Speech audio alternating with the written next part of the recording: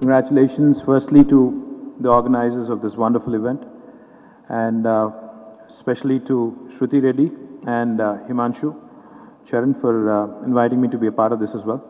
Thank you very much. Firstly, I want to start off with a question. How many of you actually know Steve Jobs? Oh, lots of you. All right. Thank you. Well, I guess most of you do. In our times, I'm about 39, so in our times, when I was growing up, it was A for an apple. But I think, I'm assuming that the average age in this room is about 15 or 16. I mean, leaving Michael and me outside, I think we'd probably bring it down drastically.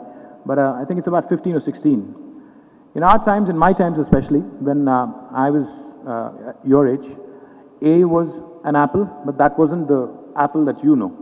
I think most of you actually own an Apple product, an iPod or iPad, or I think there's lots of eyes out there. I don't know. I don't even have a count now. So it isn't the same thing.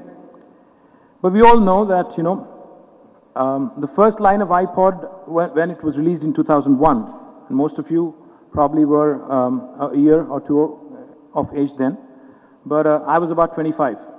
Well, I can say I was in my youth, though I think some of you here might refer to me today in the Indian context as a youth leader as well. Well, if you're in politics, I think you never get carried away with Lawrence such as that, but nevertheless, let's go back to Steve Jobs. Steve Jobs, at one point of time, had famously said, "Don't let the noise of others' opinions drown your inner voice." I think that's exactly what my earlier speaker was referring to as well. Let me repeat that. I think what he had said was, don't let the noise of others' opinion of you drown out your inner voice. I think that's what this conference is all about. This is a very, very beautiful message that Steve Jobs had for all of us. I personally have had a reasonably good career in politics. I come from a political background. My father was a politician for the last 30 years. He's currently the chief minister of the state. And probably some of you in this room may know that he was a fighter all his life. He never let anybody else dictate or tell him as to what he's capable of or what he's not. He fought his way. He came up the hard way. He fought it out, and eventually, after 14 years of persistence, he was able to actually create the 29th state of Indian Union, which is exactly what I think Steve Jobs has quoted.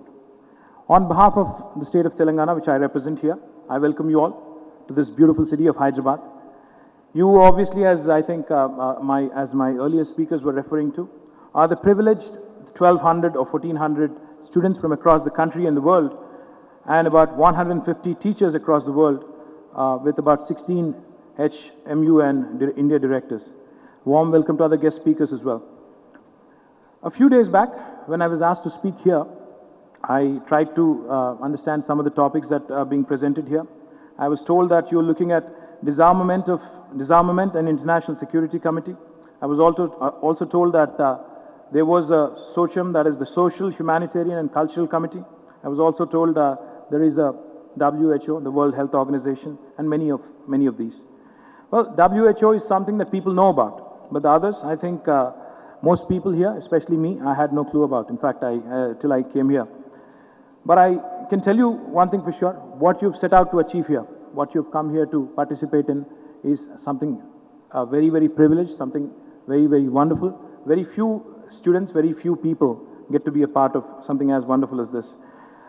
I would like to request you all, while you're here in Hyderabad, to also understand the socio-economic dynamics at play in Hyderabad and in the Indian context here as well. Indian politics, Indian political system is very, very complex.